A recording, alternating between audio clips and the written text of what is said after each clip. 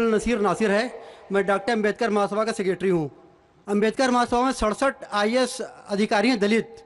बहुत से लोगों से मैं बात करता हूँ इस्लाम के बारे में तो कहते हैं बिस्मिल्लाहिर्रहमानिर्रहीम। अस्सलाम वालेकुम दोस्तों, एक आदमी डॉक्टर जाकिर नायक से आकर सवाल पूछता है कि इस्लाम कबूल करने के लिए खतना करवाना ज़रूरी है और नाम चेंज करना क्या फ़र्ज़ है।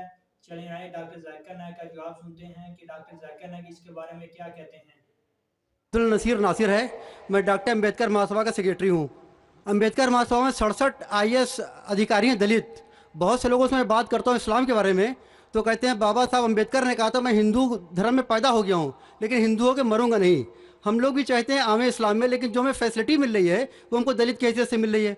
क्या दलित जो है इस्लाम कबूल कर ले और नाम अपना न तब्दील करे और ख़तना ना कराए, क्या मुमकिन है ये? भाई साहब ने सवाल किया कि दलित, बाबा अम्बेडकर साहब की किताब में पढ़ चुका हूँ। आप बिल्कुल सही फरमाते कि बाबा साहब अम्बेडकर, डॉक्टर बाबा साहब अम्बेडकर, उनने जब दिगर मज़हब की तहकीक की सबसे बेहतरीन मज़हब उन्हें लगा इस्लाम। अफसोस की बात है कि हम मुसलमानों ने खुलेआम उन्हें कबूल नहीं किया, इसलिए उन्हें दूसरा बेहतर मज़हब बुद्धिज़्म को कबूल किया। आपका सवाल है कि दलित अगर कहते हैं कि हम इस्लाम कबूल करें और नाम नहीं बदले तो क्या ये जायज़ है, और ख़तना न करे जायज़ है? नाम बदलना इस्लाम में फ़र्ज़ नहीं है। नाम बदलना इस्लाम में फ़र्ज़ नहीं है। अगर आपका नाम शिरकाना नाम है तो बदलना फ़र्ज़ है, वरना नाम बदलना फ़र्ज़ नहीं है। आपका पुराना नाम प्रकाश हो या जॉन हो, नाम बदलना फ़र्ज़ नहीं है।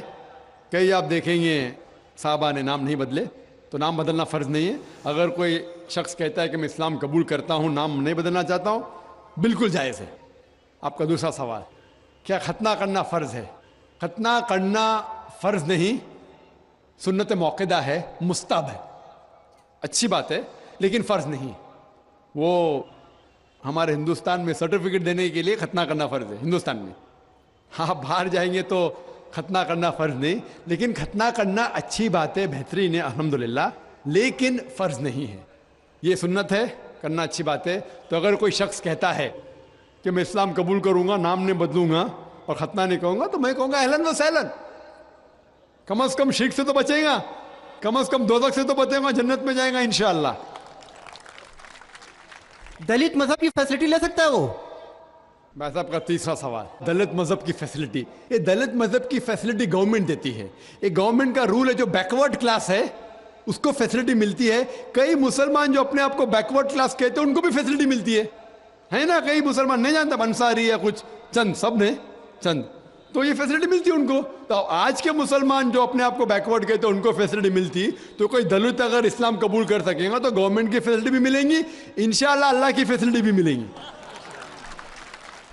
वालेकुम डॉक्टर साहब, मैं एक retired army officer Mohammad Ziaullah खां मेरा नाम है। मैं आपसे एक क्लेरिफिकेशन चाहता हूँ रिगार्डिंग सूरह वल अस्र इन्नल इंसान लफ़ी खुस्रिन।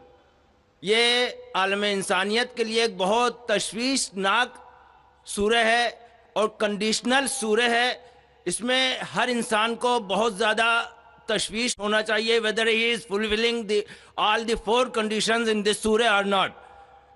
इसमें इसकी तफसीर में अभी आपने फरमाया वतवासो बिल हक़ के लिए आपने फरमाया कि गैर ईमान वालों में ईमान की दावत। बेशक ये सच है कि ला इलाहा इल्लल्लाह सबसे बड़ा हक़ है, लेकिन मैं यहाँ आपसे ये क्लेरिफाई करना चाहता हूँ कि अमंग ऑल द मुस्लिम्स इतनी ज़्यादा तादाद अल्हम्दुलिल्लाह मुसलमानों की है, लेकिन वो अमल सालिहात से दूर हैं, अल्लाह के अहकामात से दूर हैं। अगर उनको अल्लाह के इन अहकामात पे अमल सालिहात की दावत दी जाए तो whether this fulfil the condition of वतवासो बिल हक़ और नॉट।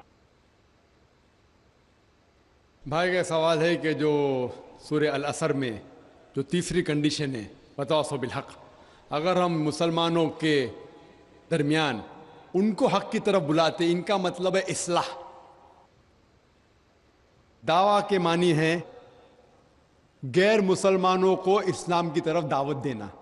दावत की मानी दोनों तरीके से लिया जाता है, गैर मुस्लिम में भी बात करना, मुस्लिम में भी बात करना। लेकिन अगर हम एक स्पेसिफिक खुसूसन लफ्ज़ इस्तेमाल करना चाहते हैं تو جب ہم غیر مسلمانوں سے بات کرتے اسے کہتے ہیں عربی میں دعوت، اور جب مسلمانوں سے اسلام کی بات کرتے ہیں اسے کہتے ہیں اصلاح۔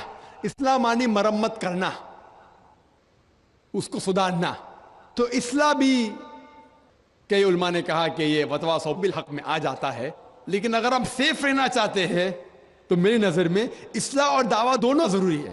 میں کیا کر رہا ہوں آج کی تاریخ میں؟ اصلاح بھی کر رہا ہوں، دعویٰ بھی کر رہا ہوں۔ غیر مسلم ہے تو دعویٰ کر رہا ہوں، اکثر مسلمان ہیں تو اصلاح کر رہا ہوں۔ کل صبح انشاءاللہ ایک خصوصاً نشست ہے غیر مسلمانوں کے لیے، وہاں زیادہ دعویٰ کروں گا میں۔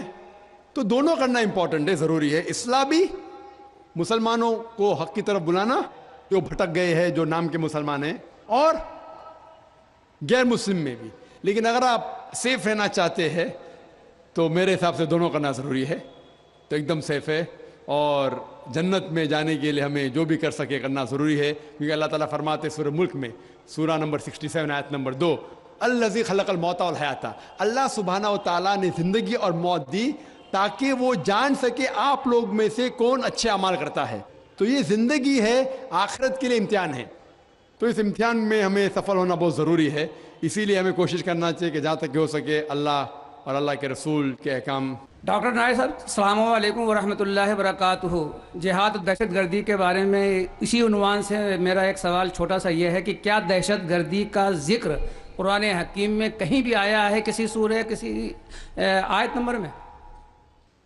بھائی صاحب کا سوال ہے کہ دہشت گردی کا ذکر کہیں قرآن مجید میں آیا ہے، اور میں تقریر میں بھی حوالہ دیا اس آیت کا کہ جو لفظ انگلش میں کہتے ہیں ٹیررسٹ، اردو میں کہتے ہیں دہشت گرد، اور یہ لفظ جو ہے یہ قرآن مجید میں ہے، سورہ انفال میں، سورہ نمبر 8